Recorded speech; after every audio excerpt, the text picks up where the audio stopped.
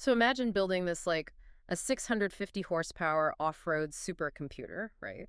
And you perfectly tailor its footprint for the narrow winding streets of Europe.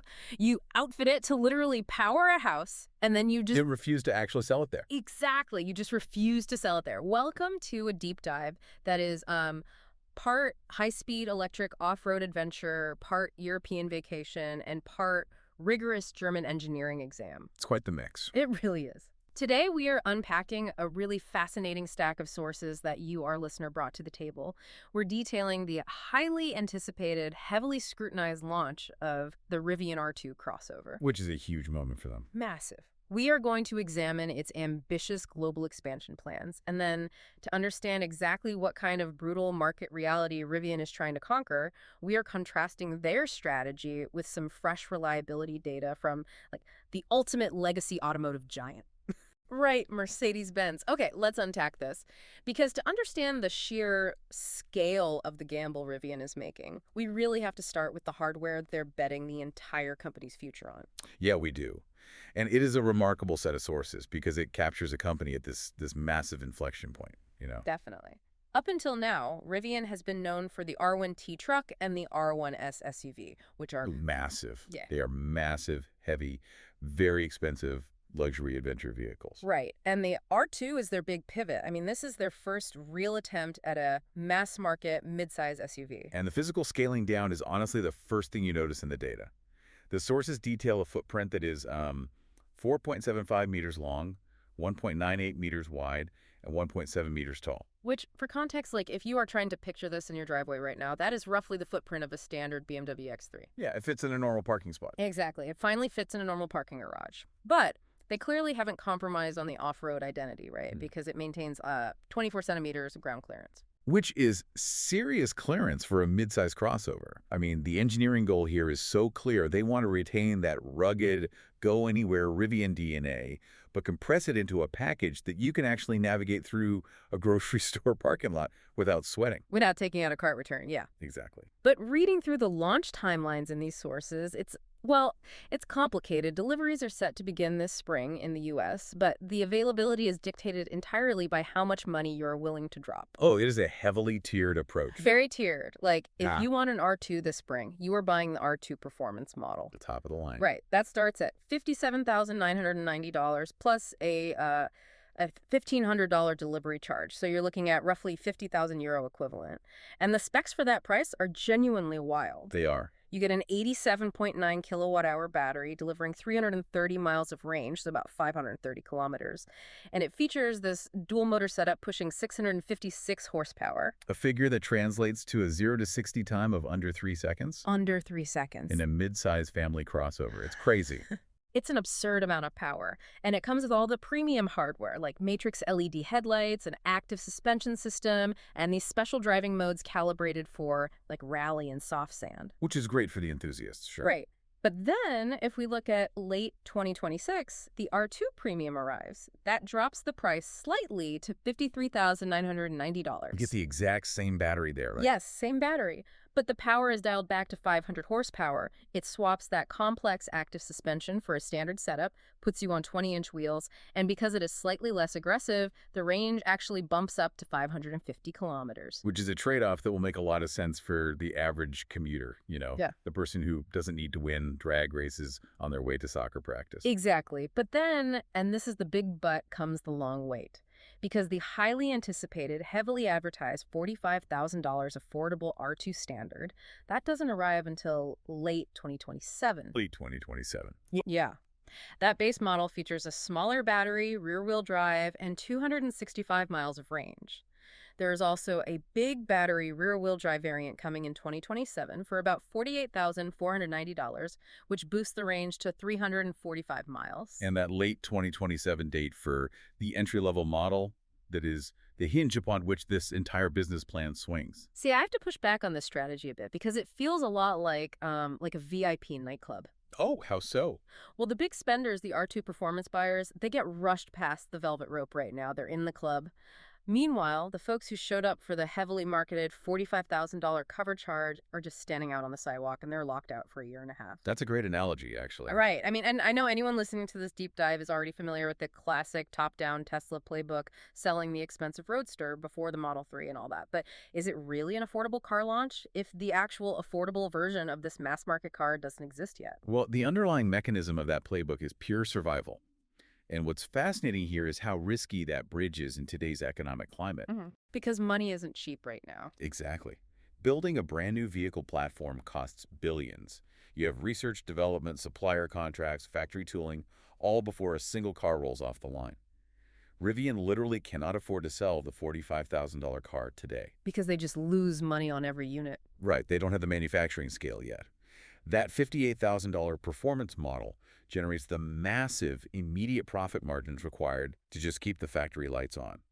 Okay, so the early adopters buying the 656 horsepower rocket ship are directly subsidizing the refinement of the factory line for everyone else. Yes, they are paying for the volume discounts on parts that Rivian will eventually secure.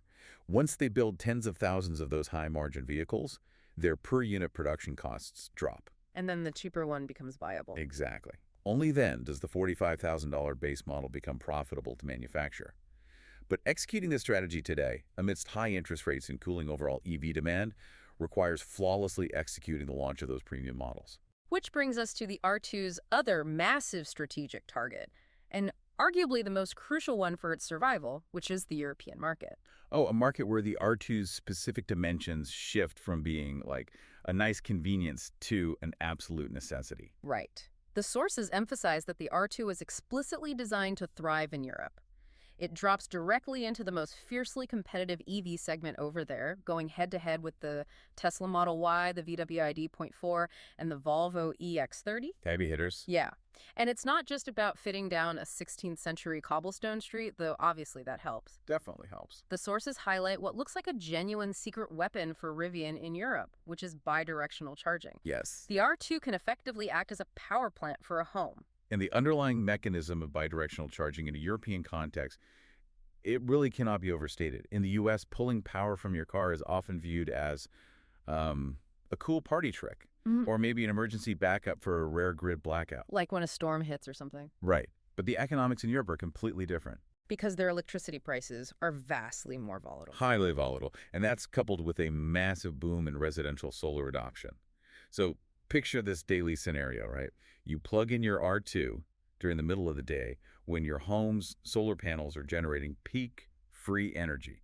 Or I guess you could charge it at 2 in the morning when grid rates are practically zero. Exactly. You load up the battery for cheap or for free.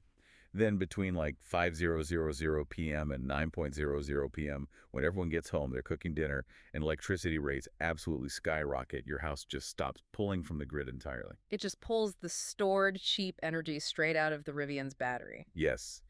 It creates a closed-loop energy arbitrage that radically alters the financial math of vehicle ownership. It transforms the car from a depreciating asset into an active financial tool. That is wild. And add to that Rivian's recent major tech partnership with the Volkswagen Group. Knowing that Rivian's underlying software architecture will soon be powering VWs provides a massive layer of credibility. No, for sure. For a European buyer who might be hesitant to drop €50,000 on an American startup brand they've never seen on the road, having VW as a co-signer is huge. It signals institutional permanence. It basically tells the buyer, we are not going out of business next year. Right. Here's where it gets really interesting, though. Despite all of this perfect alignment, the right size, the right energy tech, the right partnerships there, is a glaring catch in the sources. The delays. The delays. Rivian has delayed the R2's launch in both Europe and Canada. Canada is pushed from 2026 to 2027, and Europe. The 2027 target date has just been silently scrubbed from Rivian's website. Completely gone. Yeah, the exact timing is completely undisclosed. It's like they baked the world's most perfect, authentic croissant, but they're refusing to open a bakery in Paris. That's a very good way to put it. And a silent website scrub is honestly the ultimate red flag for consumer enthusiasm. Yeah. You can feel the tangible frustration in the documentation. There's this great quote from a commenter named Bryn Burnham in Ireland. He notes that his son has the Rivian truck and it's fantastic, and he desperately wants an R2 for himself, but there is absolutely no availability in sight for his market. Which is incredibly frustrating for a willing buyer. Exactly. If this car is the silver bullet for the European market, why delay it and risk losing momentum to the European legacy brands who already own that turf? My first instinct is to blame EU import tariffs or looming trade regulations, right? That is a very logical guess regarding tariffs. But if we connect this to the bigger picture detailed in the sources, the real barrier is vastly more physical. More physical, like what? It's about infrastructure and brand reputation. Europe is an unforgiving market for new entrants. You don't just put cars on a boat, unload them in Rotterdam, and expect to succeed. Oh, because Rivian uses a direct-to-consumer model. They don't have a century-old network of independent dealerships waiting to sell and fix these cars. Exactly the opposite.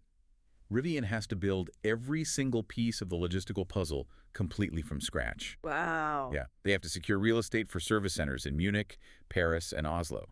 They have to hire and train proprietary technicians. They have to establish spare parts warehousing that can instantly supply components across multiple sovereign borders, which all have different regulations. That sounds like a logistical nightmare. It is. Furthermore, they still need to definitively prove the R2's winter capabilities in extreme Nordic conditions. Because if you launch prematurely and you're sitting in a cutting-edge R2 performance model, you might feel like you're driving the future on day one. Sure, until something breaks. Exactly. If your vehicle suffers a fault on a back road in Bavaria and Rivian's fledgling service network leaves you stranded for 3 weeks waiting for a part, you suddenly care a lot more about 100-year-old legacy service networks than you do about a 0 to 60 time.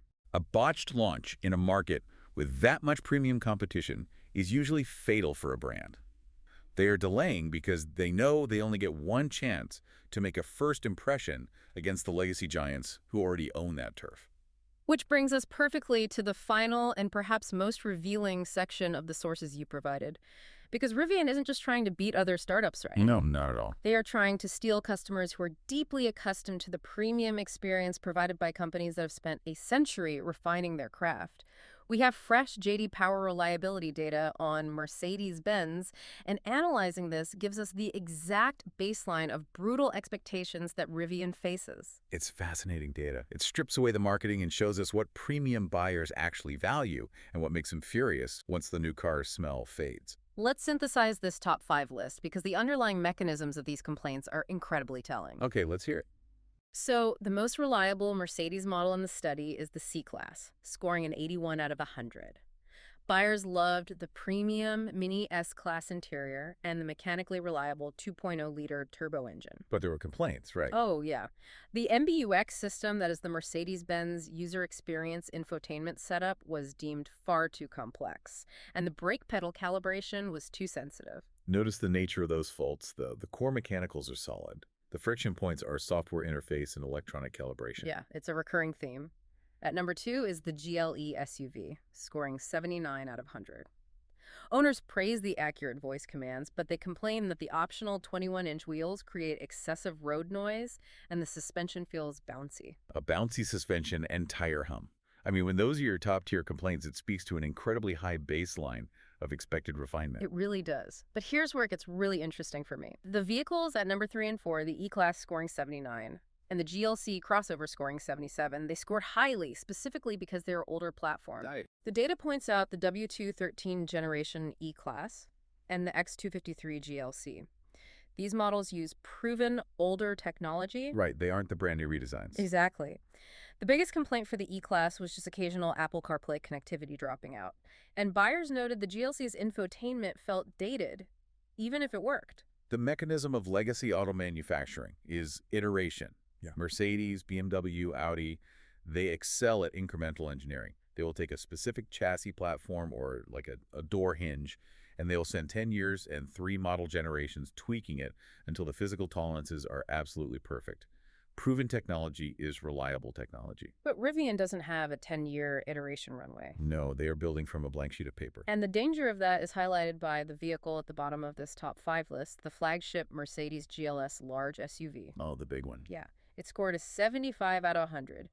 The flagship dragged down the average specifically because of its highly complex air suspension components needing early, expensive repairs. Ouch. Yeah, which subsequently tanked the vehicle's resale value. The complexity of modern air suspensions. The compressors, the specialized airbags, the leveling sensors makes them a nightmare when they fail. And the fact that Mercedes struggles with it after decades of development is the defining data point here. Especially considering that Rivian is putting a highly complex active suspension into that top-tier R2 performance model we discussed earlier. Exactly. This is the final boss of the auto industry. Mercedes owners are upset about slightly bouncy suspensions and Apple CarPlay, while the GLS is literally losing points for the exact same tech Rivian is launching with. This raises an important question, though. Yeah. Does a new EV maker like Rivian actually need to beat a legacy giant like Mercedes on traditional hardware reliability, or are EV buyers operating on a completely different paradigm? Like a paradigm where they will forgive a squeaky suspension or a failing strut if the software is flawless, the UI is beautiful, and the car can literally power their home. Exactly. It is very tempting to think EV buyers have infinite patience for hardware quirks if the tech is cool.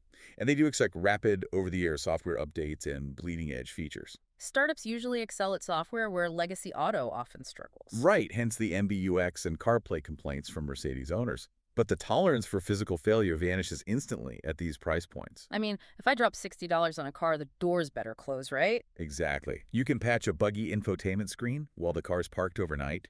You cannot download a fix for a blown air suspension strut that has dropped your chassis onto the tires. So the mandate for Rivian is uncompromising. They must achieve the impossible. They have to match the physical build quality, acoustic insulation, and hardware reliability that companies like Mercedes have spent 100 years perfecting Right out of the gate. right out of gate. Yeah. On their first try, while simultaneously outperforming those same legacy giants on software architecture, user interface, and energy management. That is the true cost of complexity when you enter the premium global market. So what does this all mean for the story in these sources? We are watching a company execute a phenomenally high-stakes balancing act. The R2 boasts incredible specs. It features a brilliant design tailored perfectly for European roads and European energy grids. It looks great on paper. But Rivian is deliberately delaying that global rollout, and they are holding back the affordable models because they understand the brutal reality of scaling. They are going up against an entrenched legacy industry that relentlessly perfects its craft through decades of iteration. They can't afford to mess it up. Rivian is choosing to be slow, methodical, and right, rather than fast, widespread, and flawed. It is a remarkably disciplined strategy for a young automaker. But as they navigate this rollout, the technology they are introducing might actually change the rules of the game entirely. You mean the home integration? Yeah. Think about the implications of that bidirectional charging. If features like that eventually turn vehicles like the R2 into mobile, high-capacity power plants integrated directly into our houses, we have to ask ourselves a fundamental question about the future. What's that? In 10 years, are we actually buying cars anymore, or are we Yeah. just buying very fast, highly sophisticated home appliances that happen to have wheels? Wow. That is a wild, paradigm-shifting thought to end on. If my vehicle's primary value becomes serving as the most important energy storage battery for my house, the way I judge its utility, its value, and its reliability completely changes. It's no longer just about the 0 to 60 time. No, it's about the electric bill. Exactly. Well, to you listening, thank you. Thank you for bringing such an incredibly rich stack of sources to the table today. We explicitly appreciate you spending your valuable time diving into the weeds of automotive economics, supply chain logistics, and engineering complexity with us. It was a great stack of info. It really was. Keep questioning the physical mechanisms behind the things you use every day, keep digging into the details, and above all, keep your curiosity alive. We'll catch you on the next deep dive.